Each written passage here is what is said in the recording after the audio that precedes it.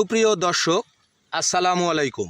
আমরা এখন অবস্থান করছি যশোর জেলার চৌগাছা উপজেলার পরাহুদা গ্রামের একটি করলার জমিতে। আসুন আমরা এই এলাকার লিড ফার্মার মোহাম্মদ তাইফুর ভাইয়ের মুখেই শুনে নেই এই করলার বিস্তারিত। আসসালামু আলাইকুম ভাই। ওয়ালাইকুম আসসালাম ওয়া রাহমাতুল্লাহি ওয়া বারাকাতুহু। ভাই, আমরা এখন একটা করলা জমিতে অবস্থান করছি। এই করলার জাতের নাম কি ভাই? আলিশা, যার বাজারজাত করে মালিক সিড কোম্পানি। মালিক সিড কোম্পানি। আচ্ছা, এই জমির পরিমাণটুকু কতখানি? 8 ডেসিমিটার।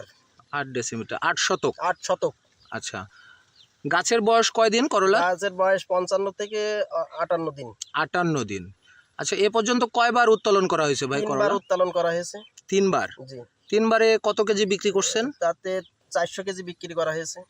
আচ্ছা আচ্ছা, 400 কেজি। 400 কেজি। বাজার কত এখন? বাজার 55-60 টাকা। 55-60 টাকা। আচ্ছা, এই করলার বৈশিষ্ট্যগুলো কি কি? এই বৈশিষ্ট্যগুলো, এই করলা সৌন্দর্যতার দিক থেকে সবথেকে উত্তম সৌন্দর্য, এবং এর কাঁটাগুলো ভাঙে না, বাজারজাত করতে সুবিধা হয়। যা আমাদের আমরা যে ক্যারেটে বা যে পাত্রে আমরা নিয়ে যাই, তাতে এই মানে কোনো পরিবর্তন হয় না। আচ্ছা, এটার ফলনটা কেমন মনে হচ্ছে আপনার? ফলনটা ব্যাপক ফলন আমি বোঝাতে পারবো না, আপনারাই তো দেখতে পাচ্ছেন যে পরিমাণ ধরে রয়েছে, আপনারাই দেখছেন। মানে ফলন অত্যাধিক বেশি, যা অন্যান্য জাতের থেকে এইটা আমরা অনেক উন্নত এবং অনেক বেশি ফলন এবং বেশি লাভবান হব বলে আমি আশা করি। আচ্ছা, আপনি তো এলাকার লিড ফার্মার এবং অনেককেই পরামর্শ দেন।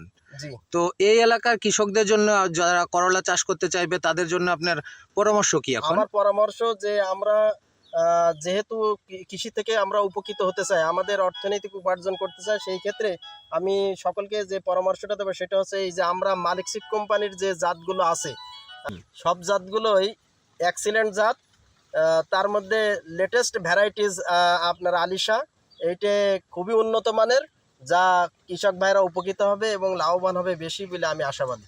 আমার এলাকায় আমার নেতৃত্বে 12-13 জন কৃষক তারা আলিশা চাষ করছে, আলিশা চাষে তারা উদ্বুদ্ধ হয়েছে। সকলকে পরামর্শ দেবো, তারা যদি করলা চাষ করে তাহলে তারা যেন আলিশা চাষ করে, এবং এইটে আপনার রোগমুক্ত, বালাইমুক্ত এবং দীর্ঘমেয়াদী একটা ফসল, যা দীর্ঘদিন পর্যন্ত এর থেকে ফল উপভোগ করা যায়, ফল পাওয়া যায়।